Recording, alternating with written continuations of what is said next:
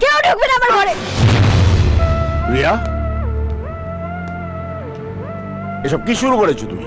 আমাকে না জানিয়ে তুমি এত বড় ডিসিশন নিলে কি করে? আমি তোমার বাবা, আমি যা করেছি তোমার ভালোর জন্যই করেছি। রিয়া, আর আমি তোমার মেয়ে, আমার মনে হচ্ছে তুমি একটু ভালো করনি। এই বিয়েতে তোমার আপত্তিটা কিসের? আপত্তি? বাবা, আমি তাকে চিনি না, জানি না। বিয়েটা আমার কাছে শুধুমাত্র মালা বদল নয় বাবা, একজনের সঙ্গে একটা সম্পর্ক তৈরি করা, একটা নতুন জীবনে পা রাখা। আর সেই নতুন জীবনে পা রাখার আগে আমি তাকে ভালোভাবে জেনে নিতে চাই। নেক্সট উইকে বিজয় দেশে ফিরছে, চিনে নেওয়ার জেনে নেওয়ার অনেক সুযোগ পাবে তুমি। শোনো, তুমি তোমার বন্ধুকে ফোন করে বলে দাও সরি, জানিয়ে দাও এই বিয়েতে আমি রাজি নই। Are you in love Riya?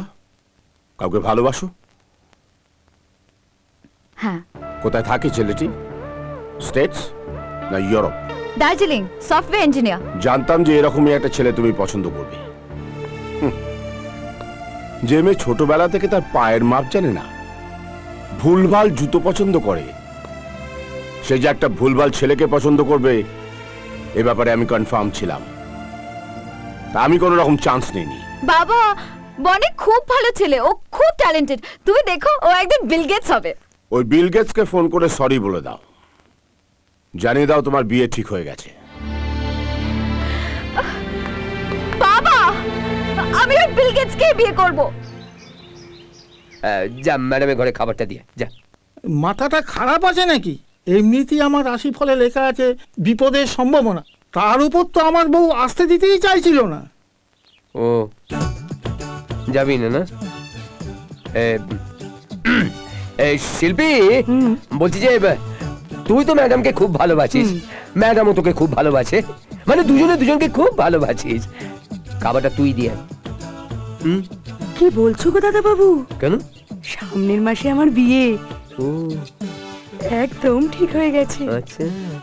এখন আমি যদি ও ঘরে যাই আর দিদি বলে যদি কিছু ছুঁড়ে মারে, যদি কিছু হয়ে যায়? কি হয়ে যায়? না বাবা, আমি পারবো না। আরে না, তোমরা এখানে দাঁড়িয়ে কি করছো? আরে খাবার নিয়ে যাও। হ্যাঁ ও বুঝতে পেরেছি, যাও যাও যাও, আমি নিয়ে যাচ্ছি। যাও যাও, এত ভয়ের কি আছে? সরে যাও, আমি নিজে নিয়ে যাচ্ছি। দাদা বাবু, কাল রাতে বাপ বেটিতে কুরুক্ষেত্র বেঁধেছিল। জানি না এখন কি হবে। রিয়ামা, কোথায় গেলি? দেখ, আমি নিজে হাতে তোর জন্য ব্রেকফাস্ট নিয়ে এসেছি। আয় দুজনে একসঙ্গে। বাবা, কাল তুমি তোমার ডিসিশন জানিয়ে দিয়েছো, আজ আমি আমার ডিসিশন জানিয়ে দিলাম। আমার জন্মদিনে দেওয়া তোমার গিফটটা আমি নিতে পারলাম না। আই এম সরি বাবা।